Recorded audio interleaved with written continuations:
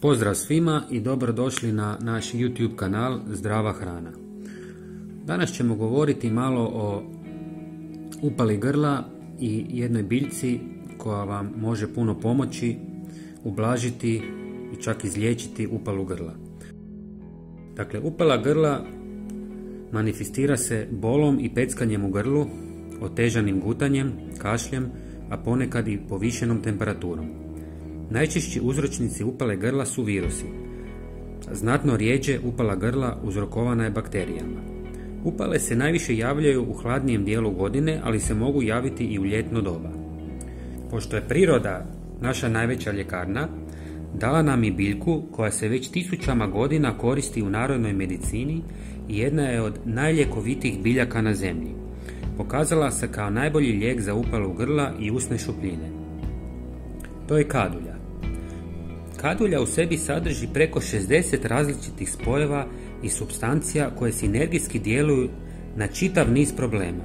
Jedna od osobina tih spojeva je snažno antibakterijsko i antivirusno djelovanje, čime uništava i sprječava razmnožavanje bakterija i virusa u grlu. U modernim farmaceutskim preparatima za tretiranje usne šupljine često ćete naći upravo kadulju kao glavni sastojak. No ipak, najbolje rezultate daje u čistom prirodnom obliku bez dodatnih primjesa. Čaj od kadulje, poznat i kao čaj od žalfije, napravljen je od lišća biljke kadulje koja je već gotovo 4000 godina na glasu kao biljka koja liječi mnoge bolesti. Egipćani su kadulju koristili za mumificiranje i balzamiranje, a stari Rimljani su pak imali poseban obred njezinog branja. Kadulja se nerijetko koristi kao začin, a također je popularan lijek i u biljnoj medicini te se ubraja među najljekovitije biljke našeg planeta. Kadulja sadrži antibakterijska i antiseptička svojstva. Čaj od kadulje također pomaže kod bakterijskih, virusnih i gljivičnih oboljena, odnosno upala. Liječi želučane, crijevne i žučne probleme.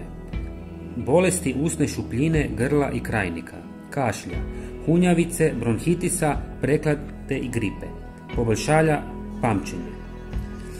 Čaj za ispiranje grla pripremamo tako da u kipuću vodu stavimo 1 žlicu kadulje, poklopimo na 10 minuta i procijedimo.